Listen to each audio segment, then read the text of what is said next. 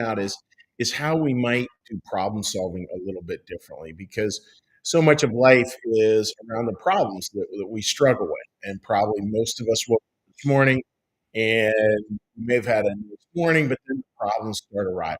Like, okay, I gotta do this, I gotta do this. Everything's sort of cast in a problem and solution way of thinking.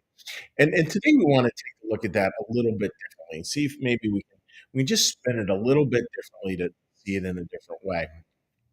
And we're going to be doing this courtesy of some points that came out of a sermon writing team yesterday that I thought were really good. We were talking yesterday in a sermon about how do we really search out those better problems because life like a the only good books are the books that have good problems. And the only good story of life is the story of life where we have good problems, which is a little crazy to say because if you're like me, and I imagine most of us are this way, we really want a life that is problem free. But that doesn't seem to be what's in the offering. It seems like maybe we have to recalibrate that, see it in a different way, because that's not just how life is going to work. We do not have lives that are problem free. That's for sure. And those problems just shift over the years. It's not like we'll turn 50 or 60 or 70 and all of a sudden we're problem free. But our perspective does change, and I think that is what brings a lot of happiness in later years. So how might we think of this? Well, number one is some, and these are sort of random points, but just to think of. One of the things somebody brought up was the challenge of denial. That there was so many problems in our life. One of the biggest problems is that we get within systems and family system, work system, whatever system that might be. And those systems become so much the water we swim in that we forget we're swimming in the water. You know, they just become the norm. And it's always fun again being a pastor, doing a lot of weddings, which is a big part of our church, and watching young adults as they go through their lives. And there's thing after thing after thing where they were raised in a certain culture, they get married, and somebody has a totally different way of doing it. And they thought that everything was always this way, and then they discover everything's always that way. I know with my wife and I like eating at 5:30. That's the way my family always did it. She can eat dinner at 8, and that's just a very, very different perspective. And those are the small little ones, but they get bigger than that, obviously. And that's just an important part when you're looking at a promise is just to be curious and to be open to what you don't know because there's so much you don't know. So that's the first one, denial.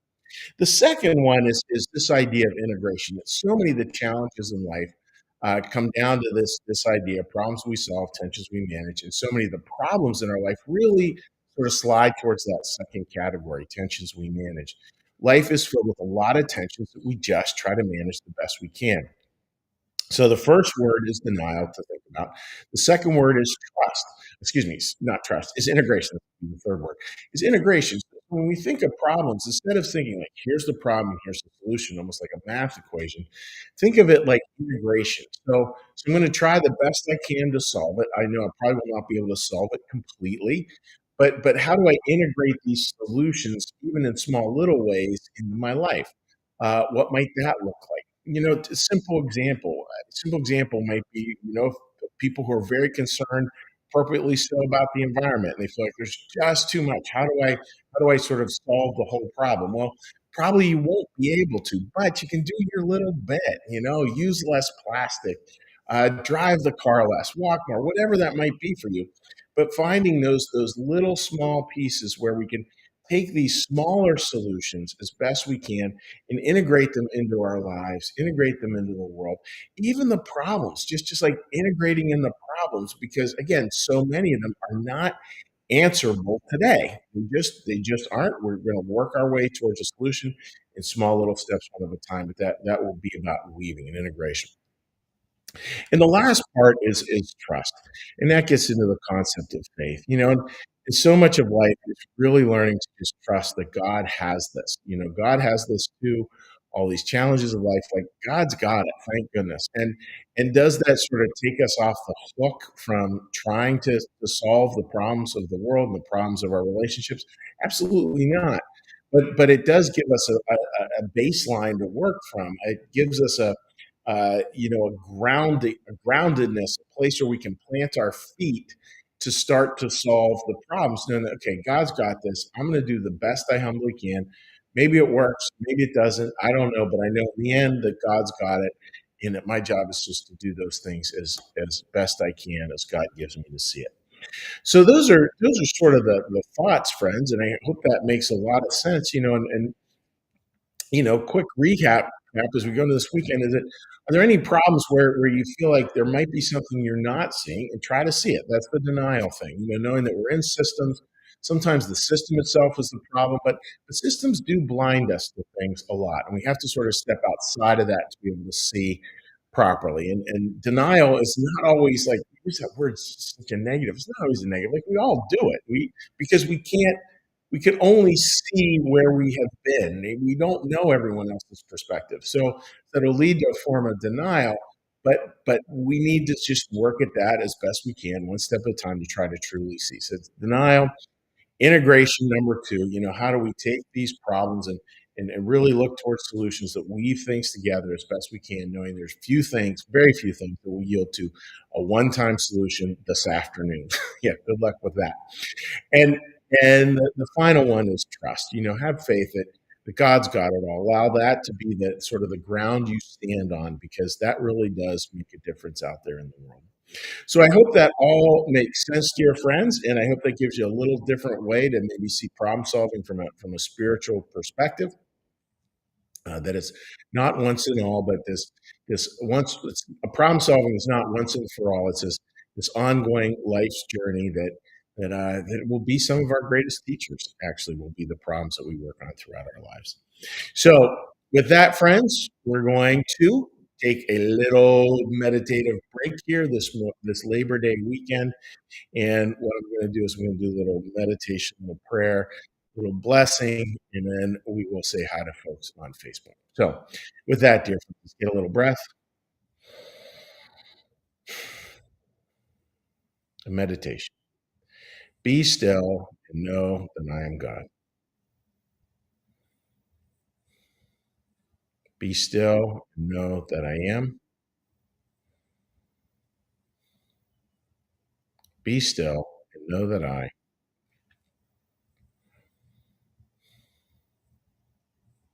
Be still and know that.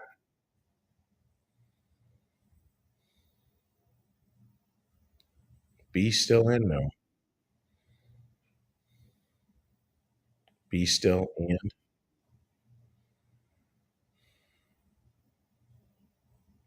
be still. Be.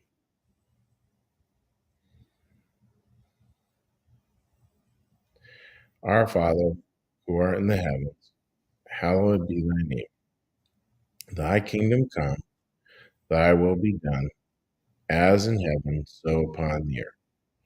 Give us this day our daily bread, and forgive us our debts, as we also forgive our debtors. And lead us not into temptation, but deliver us from evil. For thine is the kingdom, and the power, and the glory forever. Amen. May the Lord bless you and keep you. May the Lord make his face to shine upon you and be gracious unto you. May the Lord lift up his countenance upon you, bring you peace, bring you home. Amen. All right, dear friends, let's give a little cheery hello to folks. I'm actually going to pull it up here on my trusty phone instead of on the computer, see if that works a little better, given where we are here. All right. Martha, good morning to you, my friend. I hope you're doing quite well this Labor Day weekend, and I hope you have something incredibly fun planned coming up. All right. So let's flip on over to here. Boop. All right. Other comments over here. Marcus, good morning, buddy. I hope you're doing well.